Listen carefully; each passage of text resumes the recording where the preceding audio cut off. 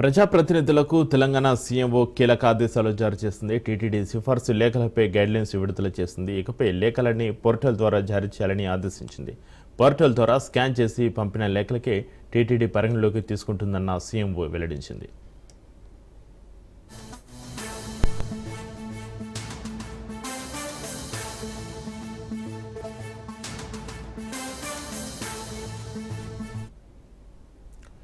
ప్రజాప్రతినిధులకు తెలంగాణ సీఎంఓ కీలక ఆదేశాలు జారీ చేసింది. టీటీడీ సిఫార్సు లేఖలపై గైడ్లైన్స్ విడుదల చేసింది. ఇకపై లేఖలన్నీ పోర్టల్ ద్వారా జారీ చేయాలని ఆదేశించింది. పోర్టల్ ద్వారా స్కాన్ చేసి పంపిన లేఖలకే టీటీడీ పరిగణలోకి తీసుకుంటుందని సీఎంఓ వెల్లడించింది.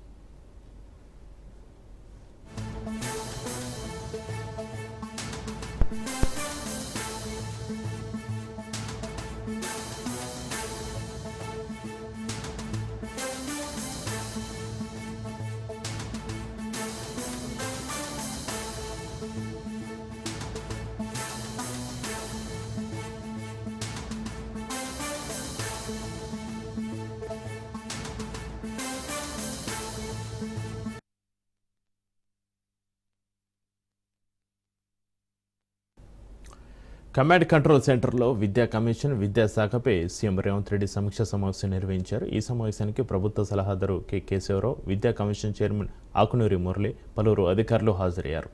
పాఠశాల విద్యా వ్యవస్థలో లోపాలు, తీసుకురావాల్సిన సంస్కరణలపై చర్చించారు.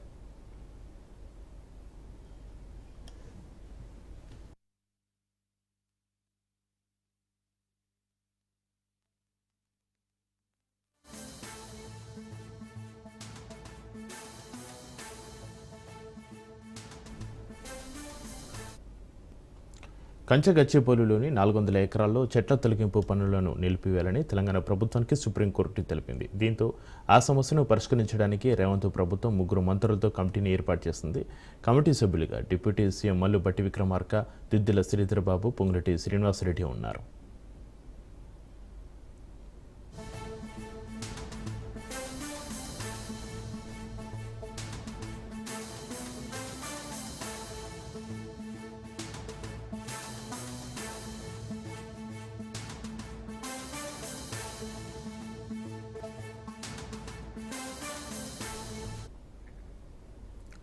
ప్రస్తుతం ఈ కమిటీ హెచ్సి ఎగ్జిక్యూటివ్ కమిటీ, విద్యార్థుల ప్రతినిధులు, joint action committee, civil society గ్రూపులు సహా భాగస్వాములైన ప్రతి ఒక్కరితో చర్చిస్తుంది. ఇందులో భాగంగానే సచివాలయంలో మంత్రుల కమిటీ భేటీ కానుంది. ఈ సందర్భంగా కీలక అంశాలపై చర్చించనున్నారు. అలాగే హెచ్సియు కార్యవర్గం, స్టూడెంట్స్ యూనియన్స్, మేధావులు, పర్యావరణవేత్తలతో సంప్రదింపులు జరపనుంది కమిటీ.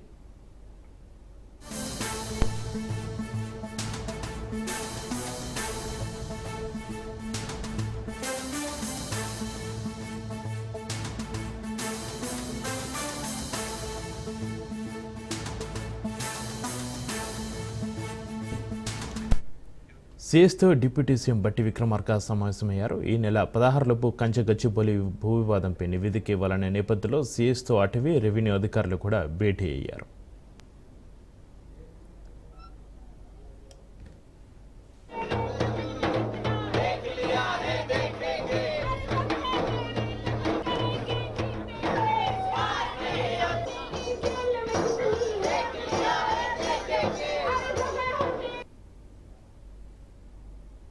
రాష్ట్ర వ్యాప్తంగా ఉన్నటువంటి ఏ నిరుద్యోగ యువత ఈ రాష్ట్ర ఆవిర్భావం కోసం, ఈ రాష్ట్రం వస్తే మాకు ఉద్యోగాలు వస్తాయని ఆశించి పోరాటం చేశారో వాళ్ళందరికీ మనం ఉద్యోగ అవకాశాలు కల్పించినటువంటి వాళ్ళు అవుతాం. అప్పుడే ఈ రాష్ట్రం తెచ్చుకున్న దానికి ఒక అర్థం, పరమార్థం ఉంటుందనేటువంటి ఆలోచనతో ఈరోజు ఈ రాష్ట్ర ప్రభుత్వం అడుగులు ముందుకేస్తూ పనిచేస్తూ ముందుకు పోతుందని చెప్పి మీ అందరికీ సవినయంగా నేను మనవి చేస్తూ, ఈ ప్రభుత్వం ఇటు వ్యవసాయ రంగాన్ని, అట్లాగే ఇటు పారిశ్రామిక రంగాన్ని, అట్లాగే యువతనికి ఉద్యోగ అవకాశాలు కల్పించేటువంటి కార్యక్రమం తీసుకొని ముందుకు పోతుందని చెప్పి మీ అందరికీ నేను సవినయంగా మనవి చేస్తూ, ఈ జరిగే ప్రక్రియలో సరే రకరకాల ఇది అభివృద్ధి జరగకూడదని ఆశించేటువంటి కొద్దిమంది చేసే ప్రయత్నాలు కూడా ఉంటాయి.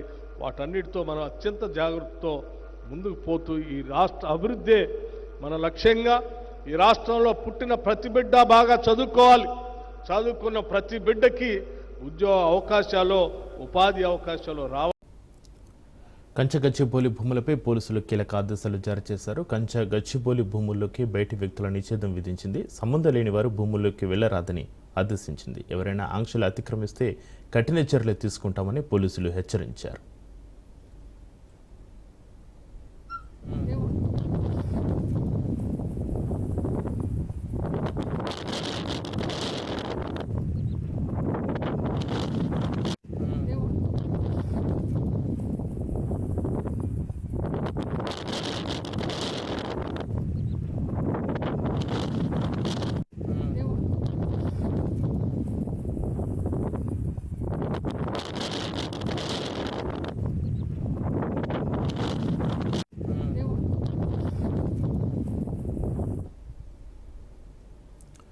సీఎం రేవంత్ పాలన ప్రవర్తనపై రాహుల్ గాంధీకి బహిరంగ లేఖ రాశారు హరీష్ రావు.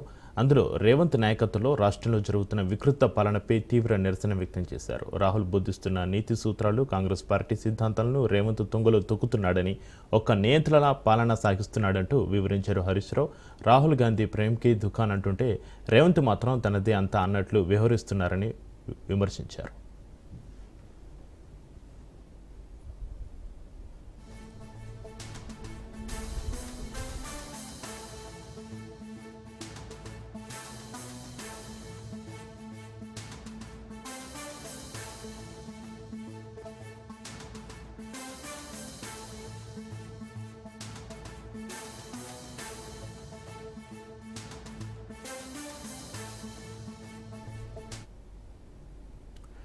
కాంగ్రెస్ బీఆర్ఎస్ ఫెవికాల్ బంధం బట్టబయలిందన్నారు కేంద్ర మంత్రి బండి సంజయ్. మొన్న డీలిమిటేషన్ పేరుతో ఒకటేయారని, నిన్న వక్ఫ్ బోర్డు బిల్లుపై కాంగ్రెస్తో కలిసి కేంద్రానికి వ్యతిరేకంగా ఓటేశారన్నారు. ఇవాళ మజ్లిస్ను గెలిపించేందుకు రెండు పార్టీలు పోటీకి దూరం అయ్యాయని చెప్పారు. ఇక బీఆర్ఎస్ అవినీతి కేసుల సంగతి సరే నీరుగారు చేశారన్నారు. కాంగ్రెస్ బీఆర్ఎస్ కుమ్మక్కు రాజకీయాలకు ఇంతకంటే నిదర్శనం ఏం కావాలన్నారు బండి సంజయ్.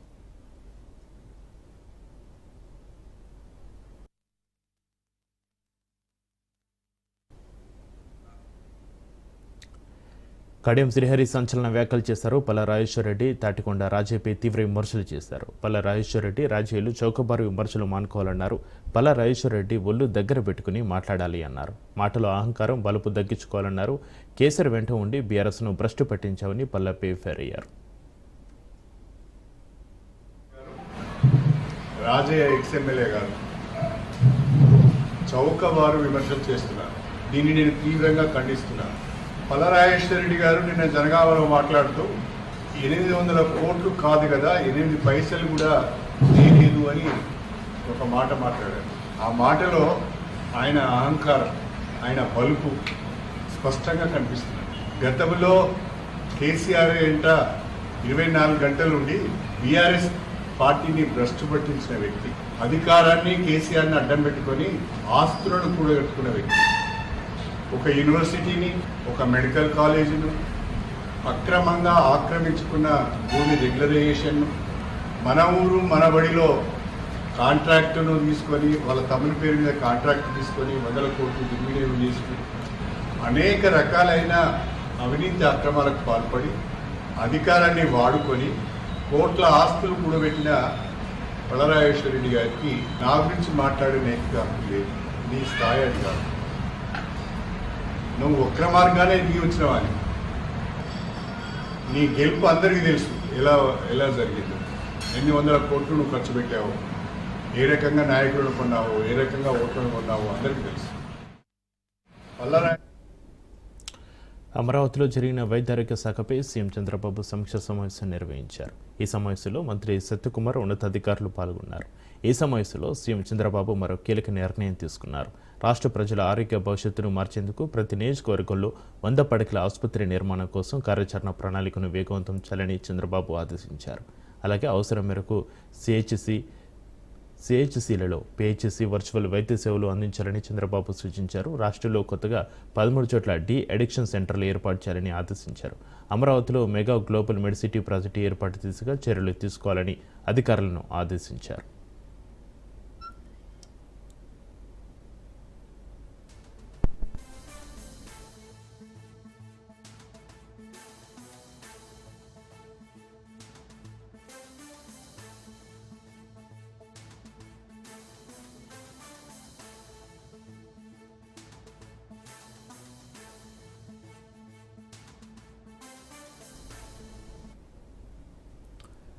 మంగళగిరిలో దశాబ్దాల సమస్యకు 10 నెలలు పరిష్కారం చూపామన్నారు మంత్రి లోకేష్. తొలి విడతలో ప్రభుత్వ స్థలాల్లో నివసిస్తున్న 3,000 మందికి శాశ్వత పట్టాలు అందజేస్తామన్నారు. ఎవరి ద్వారా లబ్ధి చేకూరిందో ప్రజలు గుండెల మీద చేయి వేసుకుని ఆలోచించుకోవాలని చెప్పారు.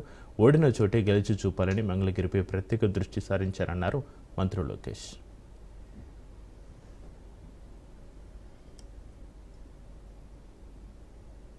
తెలుగుదేశం పార్టీ నాయకత్వంతో దాదాపు 26 సంక్షేమ అభివృద్ధి కార్యక్రమాలు మంగళగిరి ప్రజల కోసం మేము చేస్తాం జరిగింది. మీకు ఆరోగ్యం బాగాలేకపోతే ఎన్టీఆర్ సంజీవిని పేరుతో మంగళగిరిలో ఒక క్లినిక్, తాడేపల్లిలో క్లినిక్, దుగ్గిరాలకు ఒక మొబైల్ క్లినిక్ పెట్టి ఉచితంగా చికిత్స కాదు మందులు కూడా ఈ రోజు కూడా మేము ఇస్తున్నాం. ఎక్కడన్నా నీటి సమస్య ఉంటే వాటర్ ట్యాంకర్లు పెట్టి నీళ్లు తోలాం. పిల్లలకి బాగా చదువుకున్నారు, ఉద్యోగాలు ఉపాధి కావాలంటే వాళ్ళకి స్కిల్ డెవలప్మెంట్ కూడా ఆనాడు మేము చేశాం. ఇంకా ఇంట్లో పెళ్లి జరిగితే నేను రాలేకపోతే స్వయంగా బట్టలు కూడా పెడతాం జరిగింది. నిరుపేద కుటుంబాలు సొంత కాలుపై నిలబడాలన్న ఆలోచనతో తోపుడు బండ్లు ఇచ్చాం. మహిళలకి ఆర్థిక స్వాతంత్రం రావాలని కుట్టు మెషినే కాదు ట్రైనింగ్ మరి ఇచ్చి కుట్టు మెషిన్ అందజేసి ఈ రోజు వాళ్ళ పని కూడా మేము కల్పిస్తున్నాం. కోవిడ్ వస్తే ప్రభుత్వం అని మర్చిపోయింది కానీ ఆనాడు నేను మర్చిపోలేదు. ఆక్సిజన్ గాని మందులు గాని అమెరికా డాక్టర్ల ద్వారా ఆన్లైన్ లో చికిత్స కూడా అందజేశాం. అవసరమైన మందులు ఇచ్చాం. ఇట్లా 26 సంక్షేమ అభివృద్ధి కార్యక్రమాలు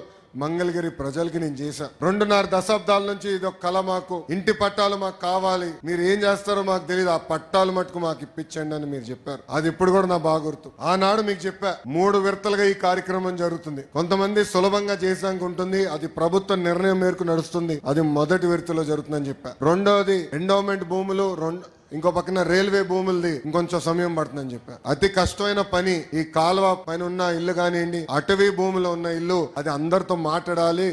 2-3 సంవత్సరాలు పడుతుంది, బట్ నేను చేసి తీరుతానని ఆనాడు హామీ ఇచ్చా. కరెక్ట్ గా 10 నెలలైంది ప్రజా ప్రభుత్వం ఏర్పడి. 10 నెలల్లో మొత్తం ఎన్యూమరేషన్ చేశాం. ఇంటికి కొలతలు తీశారు. అధికారులే కాదు అన్ని పార్టీలకు సంబంధించిన నాయకులు వచ్చారు, కొలతలు తీశారు, వివరాలు కనుక్కున్నారు. ఆ వివరాలు తెలుసుకున్న తర్వాత నేనే స్వయంగా రెవెన్యూ మంత్రి అనగాని సత్యప్రసాద్ గారితో, గౌరవ ముఖ్యమంత్రి గారితో అనేక సార్లు మాట్లాడి ఏకంగా అది కేబినెట్ కి తీసుకెళ్లి కేబినెట్ లో ఆమోదం తెలిపిన తర్వాతనే ఈ కార్యక్రమం మన ముందర తీసుకెళ్లే పరిస్థితి. దాదాపు మొదటి విడతలో మార్కెట్ విలువ 1000 కోట్ల విలువైన ఆస్తిని ఈ రోజు మీకు శాశ్వతంగా హక్కు కూటమి ప్రభుత్వం అందజేస్తుంది. తల్లి మీ అందరికి ఆనాడే చెప్పా, నాకు మీరు ఎంత ఎక్కువ మెజారిటీ ఇస్తే అంత బలం వస్తుందని. 100 పడకల హాస్పిటల్ నేను కేబినెట్ మీటింగ్ లో అడిగితే కాదని ఎవరు అనలేకపోయారు. దానికి కారణం మీరు నాకు ఇచ్చిన మెజారిటీ. దేవాలయం అభివృద్ధికి నేను నిధులు అడితే కాదని అనలేకపోయారు. భూగర్భ డ్రైనేజ్, భూగర్భ గ్యాస్, భూగర్భ వాటర్, చివరికి భూగర్భ కరెంటు కూడా మంగళగిరిలో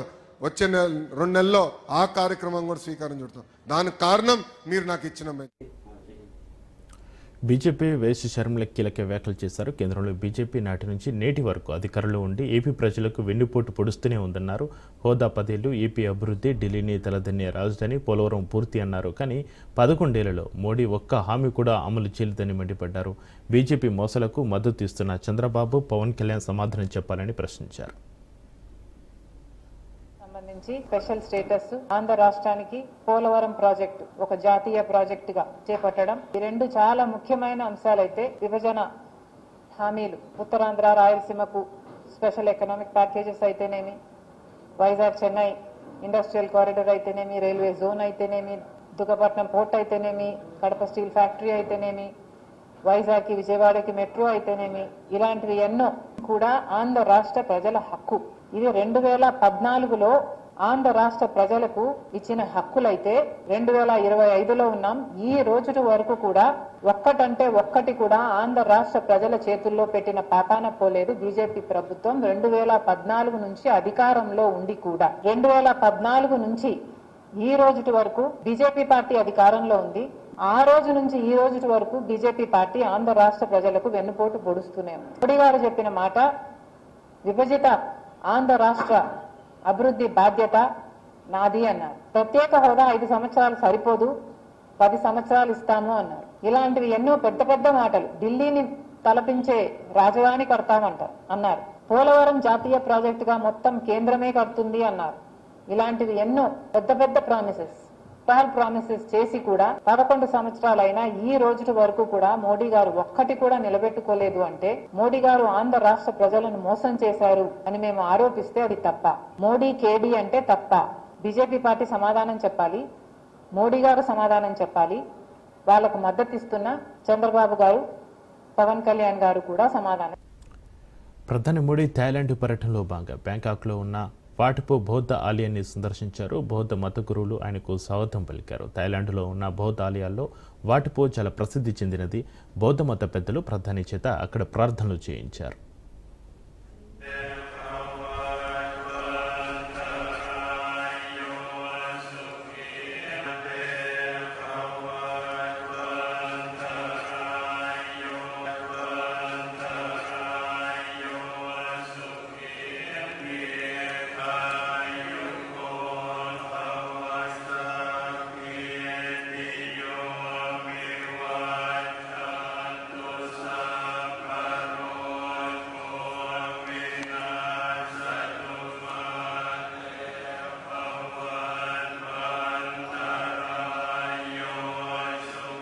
లోని ఒక ప్రసిద్ధ రామాలయం గొల్లాల మామిడాలలోని కోదండరామ దేవాలయం తూర్పుగోదావరి జిల్లా కాకినాడ సమీపంలో తుల్యభాగా నది ఒడ్డున ఉంది. ఇది చాలా ఎత్తైన గోపురాలకు ప్రసిద్ధి చెందింది. ఈ ఆలయాన్ని చిన్న భద్రాచలం అని కూడా పిలుస్తారు. ఇది ఒట్టిమిట్టలోని కోదండరామ ఆలయంతో పాటు ఆంధ్రప్రదేశ్లోని 2 అత్యంత ప్రసిద్ధ రామాలయాలలో ఒకటి.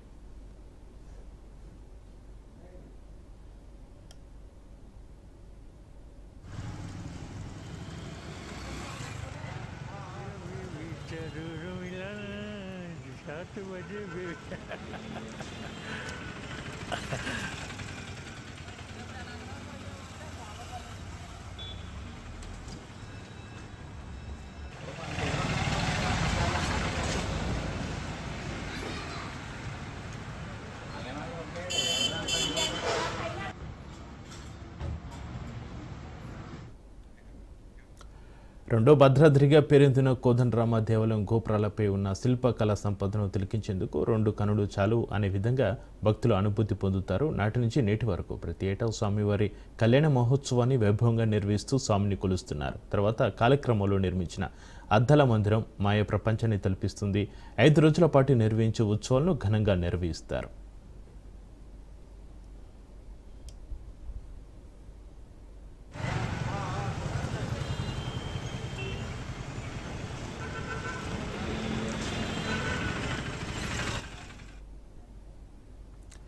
ఈ ఆలయాన్ని 1889లో ద్వారంపూడి సుబ్బరెడ్డి, రామరెడ్డి అనే 2 సోదరులు నిర్మించారు. వారు భూమిని విరాళంగా ఇచ్చి రాముడు, సీత దేవతలతో ఒక చిన్న ఆలయాన్ని నిర్మించారు. పెద్ద ఆలయం 1939లో మరియు 2 పెద్ద గోపురాలను 1948 నుంచి 1956లో నిర్మించారు.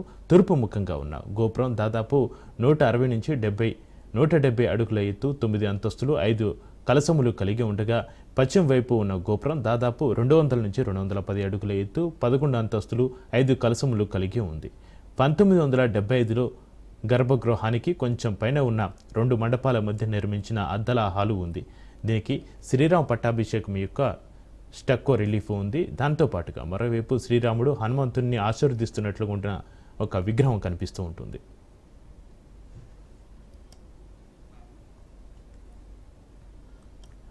ఆలయంలోని గోపురాల 4 వైపులా రామాయణం, మహాభారతం, భాగవతం నుంచి దృశ్యాలను వర్ణించే అనేక శిల్పాలు ఉన్నాయి. అయితే శిఖర ఆలయంలో బాల రామాయణం నుంచి శిల్పాలు ఉన్నాయి. గర్భాలయంలో రాముడు, సీత, లక్ష్మణులు హనుమంతుడితో పాటుగా ఉన్నారు.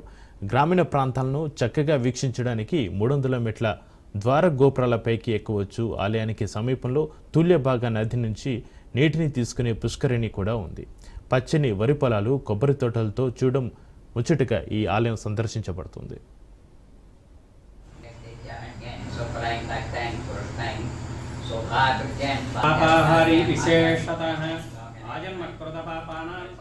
పంతొమ్మిది 1954లో అద్దాల మందిర నిర్మాణం జరిగింది.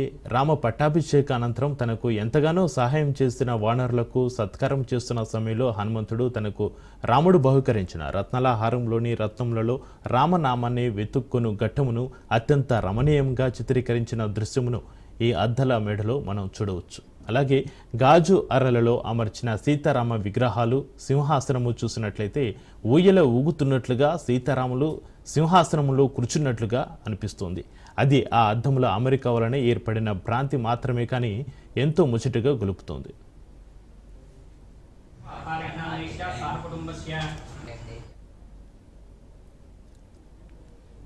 స్వామివారి కళ్యాణంలో ఉపయోగించే తలంబ్రాలకు శాస్త్రయుక్తికంగా చాలా ప్రాముఖ్యత ఉంది. కళ్యాణం అనంతరం ఈ తలంబ్రాలు పెళ్లి కాని వారు తమ శిరస్సున ధరిస్తే తప్పక కళ్యాణం జరుగుతుందన్న విశేష నమ్మకం ఇక్కడ ఉంది. అదేవిధంగా తలంబ్రాల బియ్యాన్ని ప్రసాదంగా చేసుకుని పిల్లలు పుట్టిన దంపతులు తింటే వచ్చే శ్రీరామనవమికి వారికి తప్పక సంతానం కలుగుతుంది అన్న నమ్మకంతో భక్తులు విశేషంగా ఆ తలంబ్రాలు బియ్యాన్ని తమ ఇంటికి తీసుకుని వెళ్లేందుకు పోటీ పడతారు. ఎంతో చరిత్ర కలిగి ఈ దేవాలయం శ్రీరామనవమి ఉత్సవాలకు సిద్ధమవుతోంది.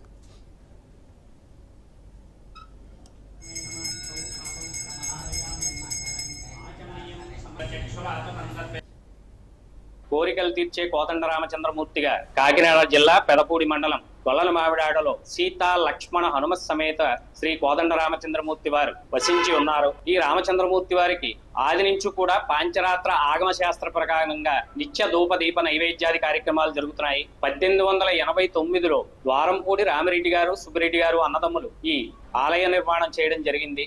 ఈ విశ్వావసునామ సంవత్సర శ్రీరామనవమి మహోత్సవాలు ఆదివారం నాడు శ్రీరామనవమి రోజున విశేషంగా ఈ కళ్యాణ మహోత్సవం జరుగుతుంది. ముందు రోజు నుంచి కూడా ఈ మహోత్సవాలు ప్రారంభం చేయడం జరుగుతుంది. అద్దాల సైన మందిరంలో ద్వారంపూడి రామచంద్రారెడ్డి గారితో ఈ అద్దాల సైన మందిరం నిర్మించడం జరిగింది. ఆ అద్దాల సైన మందిరంలో స్వామివారి పౌళింపు సేవతో ఈ ఉత్సవాలు ముగుస్తాయి. ఉదయం 3 గంటలకి కోనేరు దగ్గరికి వెళ్ళి స్నానాలు ఆచరించి 5 గంటల వల్ల మీరు క్యూ లైన్ లో ఉంటే ఇక్కడ దర్శనం చేసేసుకుని మీరు వెళ్ళి మళ్ళీ కళ్యాణ ప్రాంగణంలో వెళ్ళి కూర్చోవచ్చు. 11:30కి స్వామివారికి ఇక్కడ కళ్యాణం స్టార్ట్ అవుతుంది. ఆ కళ్యాణాన్ని తిలకించవలసిందిగా కోరుచున్నాం. స్వామివారికి మంచి ముత్యాల తరంబరాలు ఉంటాయండి. మంచి ముత్యాల తరంబరాలు ఆ మంచి తరంబరాలు తీసుకుని వెళ్ళి మీరు ప్రసాదంగా చేసుకుని తినాలి. అలాగే పెళ్లి కాని వాళ్ళు ఎవరైనా ఉన్నా ఈ ముత్యాల తరంబరాలు నెత్తి మీద వేసుకుంటే ఖచ్చితంగా వాళ్ళకి పెళ్లి సంబంధాలు అనేవి వస్తాయండి. ఇక్కడ 1889 నుంచి కూడా ఇక్కడ ఆచారంగా రావడం జరిగింది. అలాగే ఇక్కడ వచ్చిన భక్తులకు ఉదయం 6 గంటల నుంచి మీకు టిఫిన్స్ ఏర్పాట్లు, అలాగే 9 గంటల నుంచి భోజన ఏర్పాటు, సాయంత్రం వరకు భోజనాలు ఉంటాయండి. మాకు ఇక్కడ మొబైల్ టాయిలెట్స్ ఏర్పాటు చేసేవారండి కలెక్టర్ గారు. అయితే ఈ సంవత్సరం మాకు 12 వాష్రూమ్స్ కూడా మీకు లేడీస్ కి 12 వాష్రూమ్స్ కూడా ఇక్కడ కట్టించడం జరిగింది. అలాగే ఇక్కడ ఏ ఆటంకాలు కలగకుండా